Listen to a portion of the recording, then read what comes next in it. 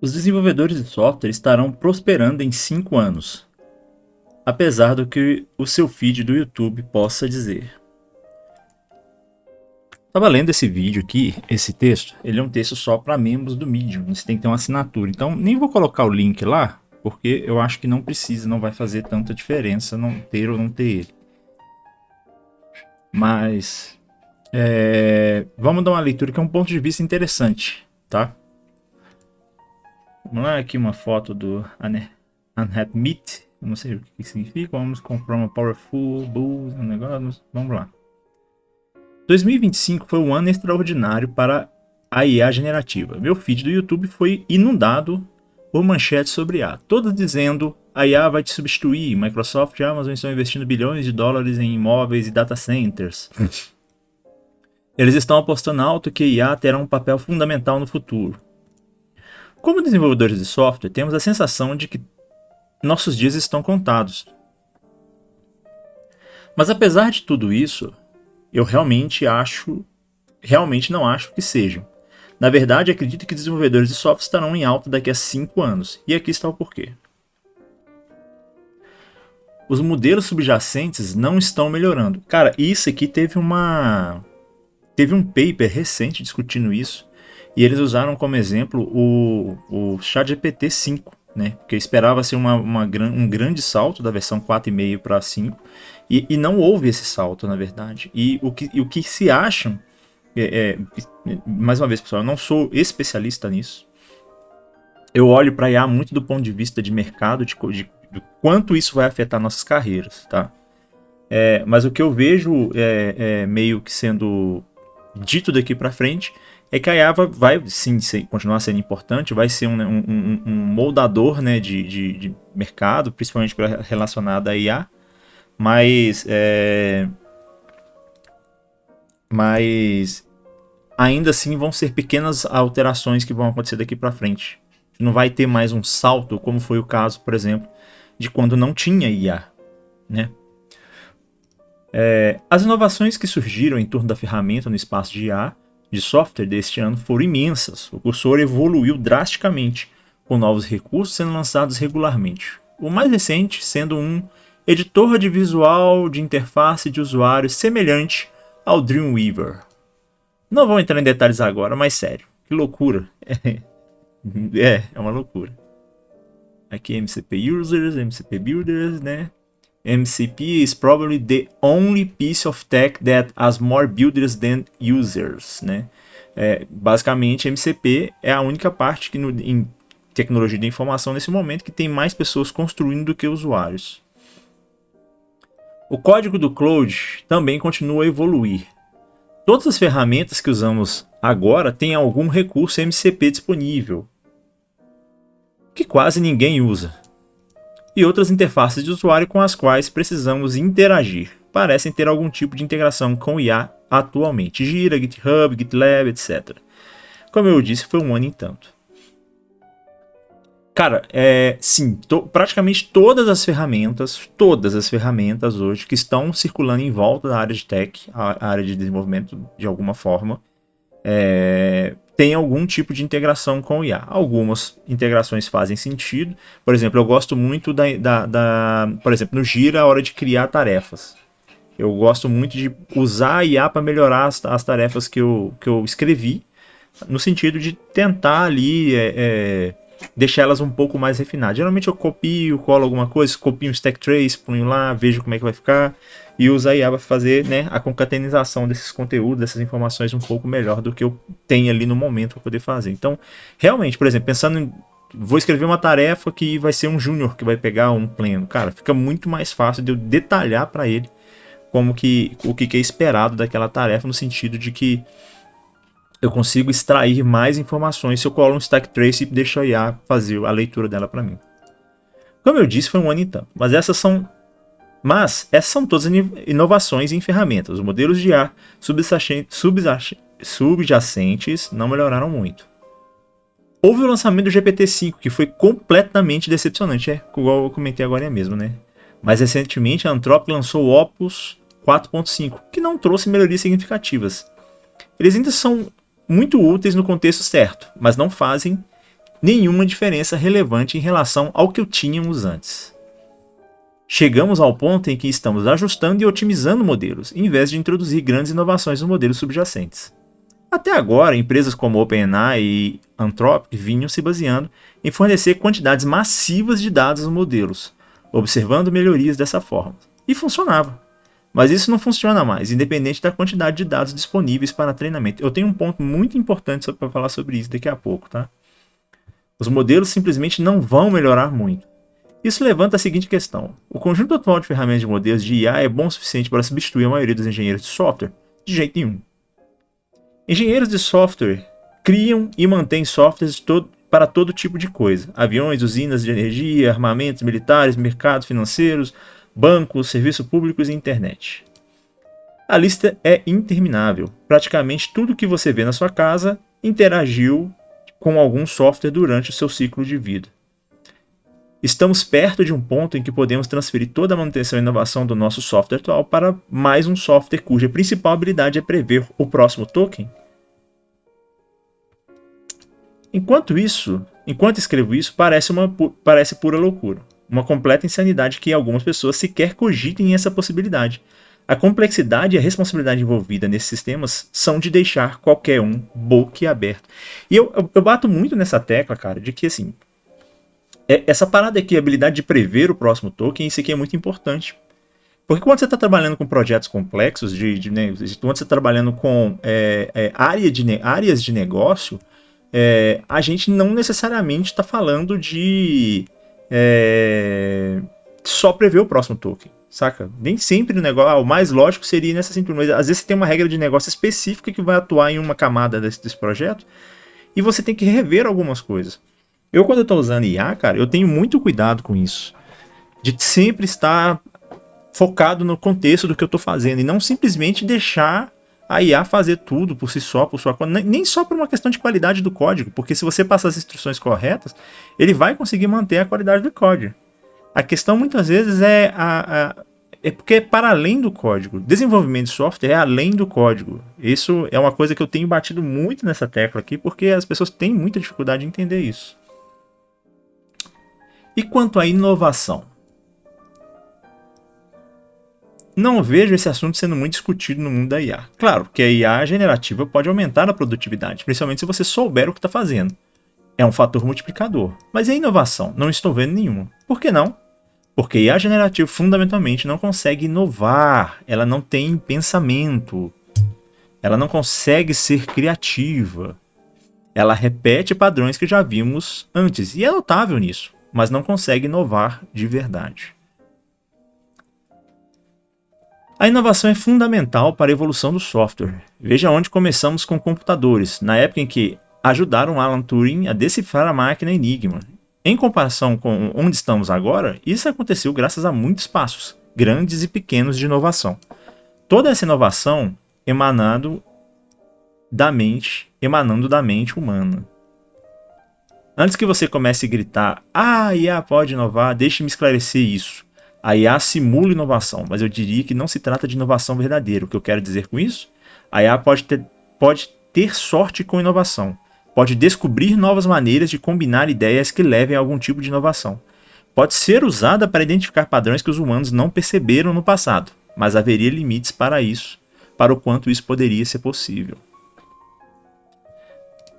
A IA não consegue perseguir um objetivo por um longo período. Ela não consegue passar anos trabalhando em um problema, resolvendo-os aos poucos, refletindo sobre ele, analisando-o de 100 ângulos diferentes até que, de repente, enxergue aquele salto que ninguém havia percebido antes. É aí que reside a verdadeira inovação.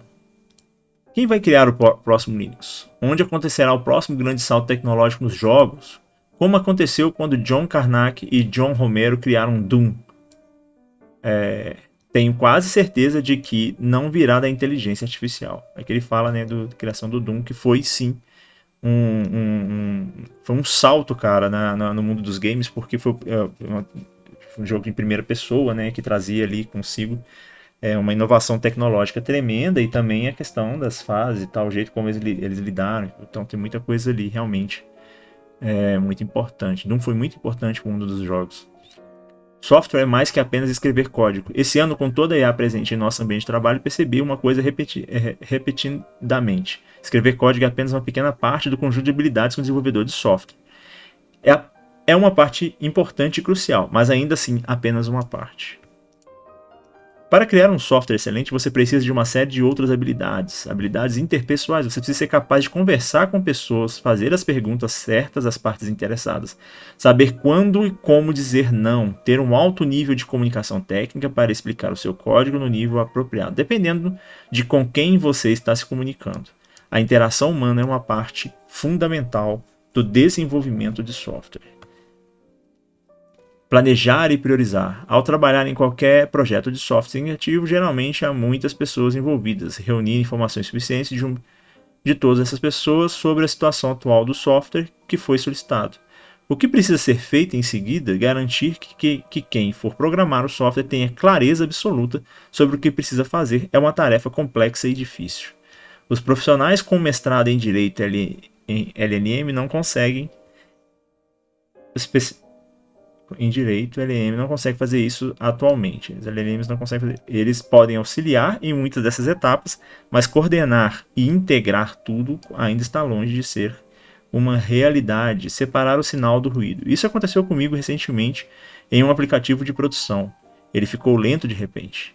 Meu chefe usou o IA para diagnosticar o problema e encontrou uma causa. O problema era que não era a causa da lentidão. Eu sabia disso porque passei o último mês trabalhando no aplicativo. Pela minha experiência, percebi que não era a causa. Meu contexto era muito mais amplo do que dos modelos de lógica de baixo nível. Os humanos finalmente encontraram a causa raiz e o problema foi resolvido relativamente rápido. Conhecimento de domínio. Essa é uma habilidade que os humanos dominam muito bem.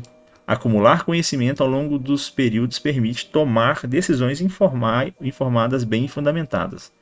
Ao trabalhar em algo por 5 anos, você adquire uma vasta quantidade de conhecimento útil sem muito esforço. Isso pode ser o caso de um desenvolvedor front-end que desenvolve uma intuição sobre boa UX e UI, ou um desenvolvedor de jogos que possui um senso apurado do que torna a jogabilidade boa. Todas essas habilidades não são facilmente substituídas. Eu diria, inclusive, que as versões atuais de IA não foram projetadas para substituir essas habilidades. É um ponto de vista interessante aqui. O interessante é que estamos num momento em que esta está se tornando cada vez mais evidente quais são as habilidades especiais que os humanos trazem para seus trabalhos. Conclusão, mesmo com tudo que está acontecendo hoje em dia com o IA, ainda acredito que os desenvolvedores de software terão papéis importantes no futuro do software. Os itens que listei acima são os principais obstáculos aos planos das grandes empresas do setor de IA. É claro que existem algumas ressalvas quanto à permanência dos humanos no software, mas isso não é diferente em qualquer outra grande mudança tecnológica que já aconteceu. Essa é a habilidade da adaptação. Seres humanos, como tem feito ao longo da sua história, terão de evoluir, como Charles Darwin salientou. Não é o mais forte que sobrevive nem o mais inteligente, mas sim o que se adapta às mudanças, melhor se adapta às mudanças. E parece que este será o caso novamente. Você precisará trabalhar com IA generativa, nas mãos certas, ele é um verdadeiro multiplicador de forças, mas é preciso aprender seus limites e onde e quando usá-la. Eu ainda defendo que os humanos precisam aprimorar suas habilidades. Mais do que nunca, aqueles que dominam profundamente sua arte serão cada vez mais valiosos à medida que o futuro se desenrola. Mas vamos deixar o hype em torno da IA e apreciar a mente humana e tudo o que ela é capaz de fazer, porque é algo que é mais extraordinário do que o ChatGPT ou o Claude jamais serão. Cara, legal o texto. Eu concordo bastante. O Adam Drake, engenheiro de software que escreve sobre design, desempenho e arte de criar experiências web, pensando profundamente, construa simplicidade. Vamos lá. Eu tenho discutido isso aqui. Eu tenho falado bastante. Eu não sou dessa galera que acredita que a IA vai substituir os desenvolvedores, principalmente. Eu ainda acho que tem muita onde andar. Não acho que será uma coisa tão simples assim, tipo, do nada a IA vai tomar conta. Cada vez mais eu acho que as empresas vão investir sim em IA e no uso da IA no dia a dia. Faz todo sentido, porque afinal de contas as empresas querem lucro e a melhor forma de obter lucro é sendo mais produtivo, mas não necessariamente significa que essa produtividade vai ser convertida em lucro logo de cara. Eu ainda sou da opinião, eu ainda sou da galera que acha que a IA como ferramenta, ela é muito útil, mas é só isso. Eu não acho. Se eu fosse dono de uma empresa, eu não deixaria a IA por conta de um projeto sozinha, sem revisão, sem orientação, sem supervisão. Eu não faria isso. Eu sou um especialista em IA para falar isso? Não. É apenas aquilo que eu observo. Se você pedir uma IA, um agente qualquer, o Claude, o Codex, para poder fazer alguma coisa, eles vão fazer, cara, na loucura ali, eles vão fazer tudo. Vão endoidar o cabeção, vão, né, vão, como é que o pessoal fala ali, alucinar, vão fazer as coisas, mas enfim, no final das contas vai sair, alguma coisa vai sair. Então eu sou dessas galera que acha que não, sob supervisão, sob revisão de código, para adiantar o lado ali, eu acho que tudo bem. Mas eu não sou dessa galera, eu já falei isso dezenas de vezes aqui. Eu acho que os pontos que ele coloca aqui são muito interessantes, e tem um ponto a mais aqui que eu acho que a gente não pode esquecer. IA é caro. A IA, o uso de IA é caro. É caro para a empresa, é caro para quem está desenvolvendo, é caro para todo mundo. Se o cara tá achando que ele vai pagar o ChatGPT lá de $20 ou o Claude Sonnet lá de $20, ele tá pagando o melhor plano de IA, cara, você não tá pagando. O seu custo sequer tá se pagando para a empresa. As empresas de IA estão subsidiando esse valor para você. Saca? O Lucas Montano fez um vídeo recente falando disso. Ele gasta cerca de $200 por mês. Um amigo dele já está gastando cerca de $3.000. Porque é um uso mais específico, baseado em tokens e tal. Então é um negócio mais agressivo. Se você entrar no ChatGPT agora e tentar fazer o uso das APIs lá, você vai ver que tem um custo por token. Ele é consumido por token, ele não é consumido $20 por mês. Tanto que você tem que recarregar lá, você põe lá $10, $20 e ele vai usar uma certa quantidade de token. Acabou esse token, por exemplo, você tem a sua aplicação que depende, você tem que ir lá e colocar mais dinheiro. Então você vai colocar $100, $20. Lógico, depende muito de como você está usando esses tokens, em qual modelo você está utilizando. Aí dependendo do modelo você vai usar mais ou menos tokens. Mas cara, vamos pensar com um ponto de realidade. Vamos pensar quanto isso custa para as empresas. Saca? Pensando ainda na realidade brasileira. Vamos pensar que uma empresa gringa está usando aí um token, sei lá, uma API da OpenAI e está gastando cerca de $2.000 por mês para ter um agentezinho ali qualquer, para poder fazer alguma coisa, sei lá, um revisor de contabilidade, né, um auxiliar contábil com inteligência artificial. E pensa isso na realidade de uma empresa brasileira. A gente faz aqui rapidinho, não precisa muito esforço. A gente pode pegar aqui $2.000, por exemplo. Dólar to real. Pegar aqui $2.000 e ver quanto que isso vai se. São R$10.700 agora. E eu tô colocando pouco, tá? Não tô nem falando de um projeto grande. Tô falando de um projeto pequeno. Tô falando de um projeto muito, muito simples. Agora você para e pensa nisso. Vamos botar isso na realidade de empresas brasileiras. Cara, eu não acho que isso vai acontecer tão cedo. Eu acho que daqui pra frente, eu acho que esse ano de 2026 vai ser muito importante em alguns pontos, porque essas empresas precisam ser lucrativas. Essa coisa dessa especulação financeira que rola, da OpenAI comprando ativos da NVIDIA, da NVIDIA vendendo placa, vendendo chip para Microsoft, que vende para OpenAI, isso tem que, em algum momento, você vai alcançar um limite. Saca? E é na hora que esse limite bater que eu penso que vai ser determinante para o futuro da IA.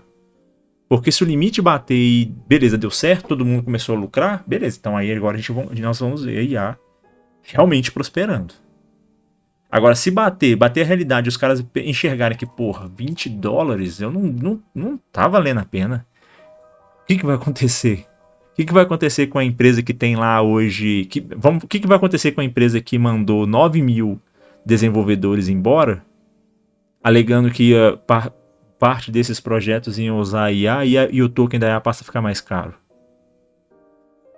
O que vai acontecer? Será se vai valer a pena? Você parar e pensar $2.000, $3.000, por exemplo, é o salário médio de um dev latino. Entre 3, 4.500 você contrata um dev sênior. Será se vale a pena eu ter uma IA nesse custo, em vez de ter a mão de um cara que é mais criativo, que tem um olhar contextual um pouco maior, que de hoje para amanhã não vai esquecer o contexto do que está sendo feito, que de hoje para amanhã não vai ter que ficar lendo arquivo para poder relembrar o que estava fazendo ontem.